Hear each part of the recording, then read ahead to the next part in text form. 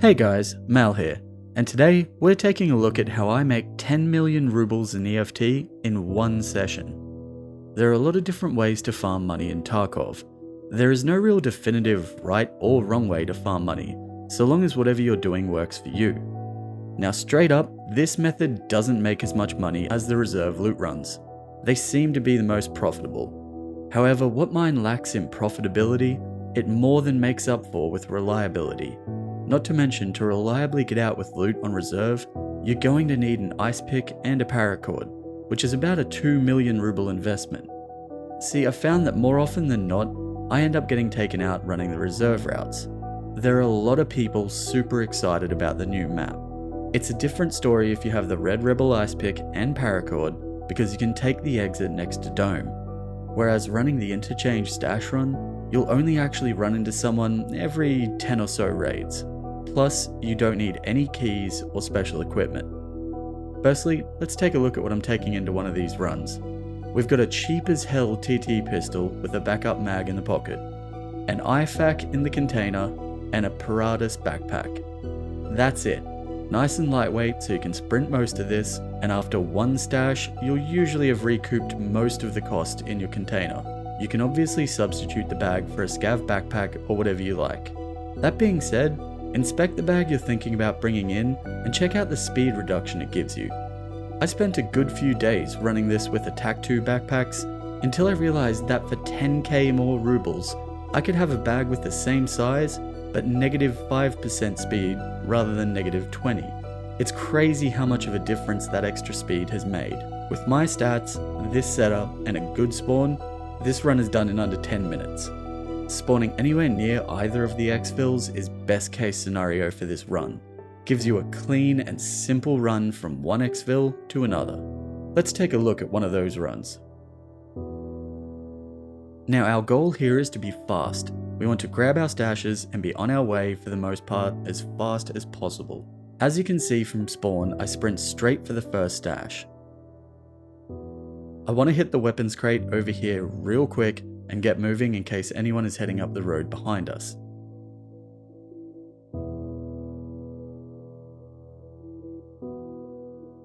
Next, we bail to the back wall and start heading along it.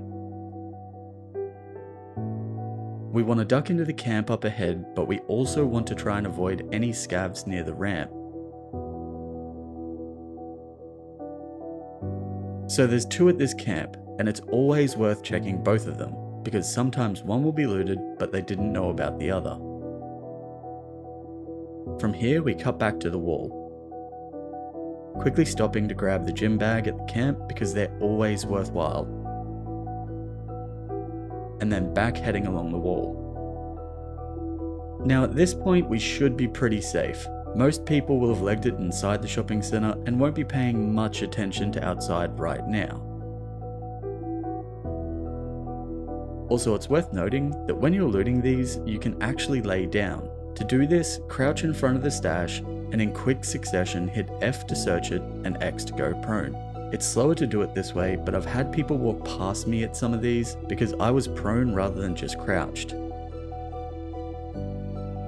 Now along this wall there's 4 things we loot, 3 stashes and another gym bag.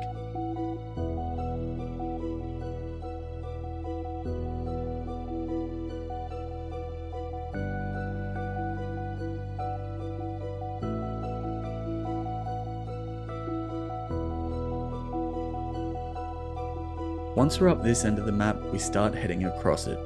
For now, move quickly and get the suitcase just behind the crashed ute. There's a good chance for teapots to spawn on them. Then the stash behind the big sign.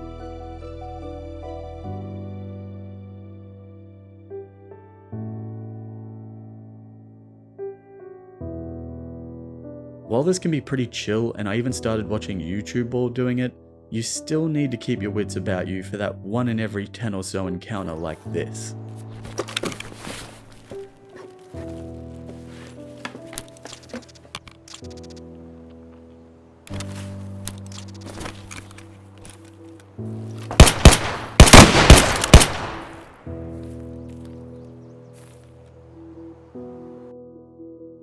Now this next little bit kinda sucks. We want to quietly make our way past this whole section. So long as you walk and don't sprint, scavs won't instantly aggro to you. If you hear them yell and don't already have the shot to kill them, leg it and start sprinting. For the most part, their aim is pretty terrible at this range, so you should be fine. Cut right more into the parking lot if you're concerned. Once you're around the military section, we are in the clear and on the home stretch.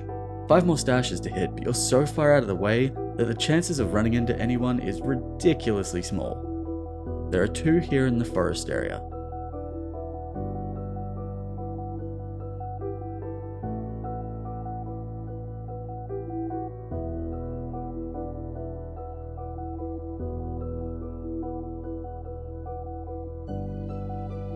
Then we come around the rubble and get the one in the middle.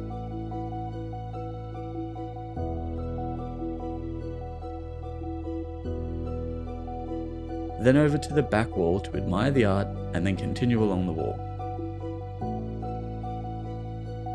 We hit one in a bush and then one in the big rubble, which is not to be mistaken for the small rubble. Then we just run across to the trains and extract. There's a cheeky spot at the back of this train that I usually use.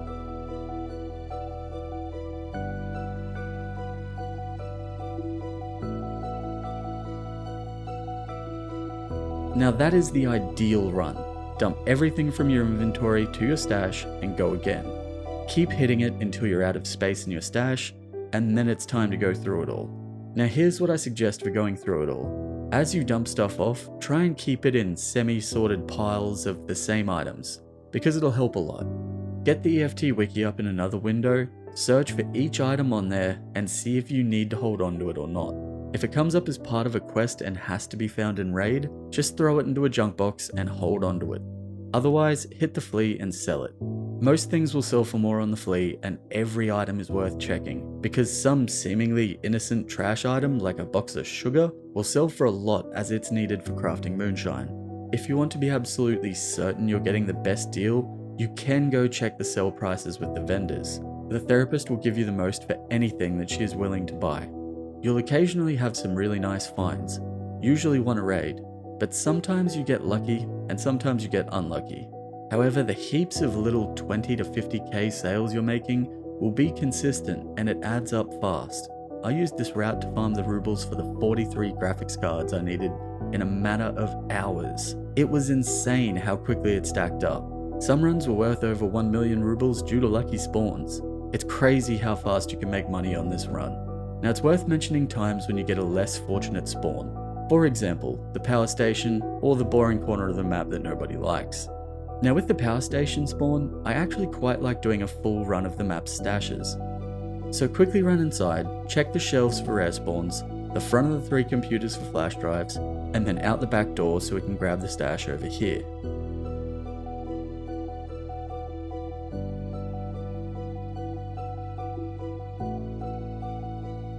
Now check your exfil by tapping O twice, and you should have Emacom, which is the tents at the end of the road. So we want to leg it up the road heading for the front of the store, so we can start at the railway stashes and run the course again.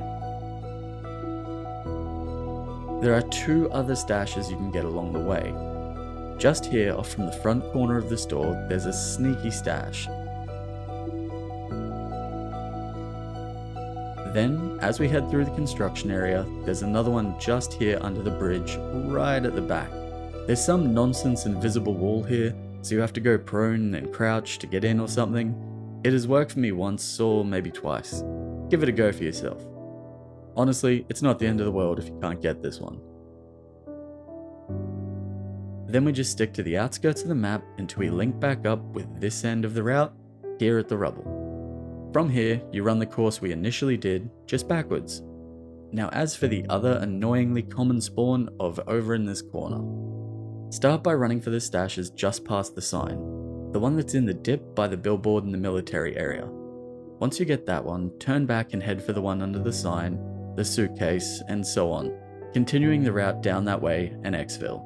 You can run all the way back to the railway exfil and run the full route, but honestly, it's not worth the extra time.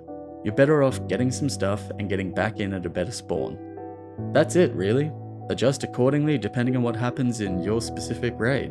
Remember, the goal is speed. You gotta go fast, like Sanic. Get in and out as fast as you can. To finish this off, I want to mention that I've started a Patreon. My goal on there is to try and one day do content creation full time. I'd love to get to the point that I could be releasing multiple videos each week for you guys. If you'd like to support me and help make that happen, check out my Patreon. The link is on screen and in the description. Also, if you could take a second to like this video and leave me a comment with your thoughts, that would be awesome. Anyway, thanks for watching, and I'll see you guys in the next video. Just rocked up Atlantis. This is sick, but it's scary. That's Wait, the Scout fucking Boss come douche. off? Hey, Atlantis, does I don't What do I do? know. Scout Boss come off the train? Why asking me questions? I'm just news like this to you. No, you know all about this shit, man. Answer the Fucking run! Answer me. Yo, I'm getting on it. I think that's a scav boss out there, by the way. Oh, I'm exfilling. Am I? Wait for the train departure. What's that supposed to mean? You gotta wait for it to leave. I did shoot a scav, but I don't think I hit him. Yo, it's lootable on the train. Oh, I just lost an arm! Why did I lose an I just arm? hit your head. I got him. That scream, though. I got him. Don't worry, guys. You're safe. That fucking scream! Oh my god! That was